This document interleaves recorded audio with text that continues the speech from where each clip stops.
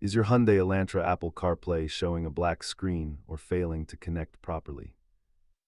Research shows that the vast majority of CarPlay black screen issues are caused by faulty data cables.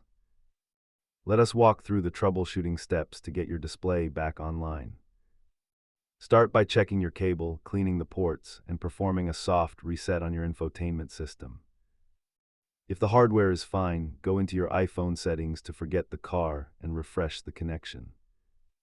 Sometimes the issue lives in the vehicle software, so try removing the device from the Hyundai head unit. Most issues are simple fixes, but hardware damage to the USB port might require a professional shop visit. As you can see, the data cable remains the most common culprit for these mysterious black screens. If you are still struggling, check the vehicle fuses or look for a firmware update on the official Hyundai website. Keep these simple tools in your glove box to address connectivity issues before they become a major headache.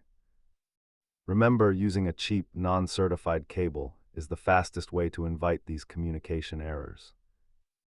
Thanks for watching. If this fixed your black screen, hit subscribe for more Elantra maintenance guides.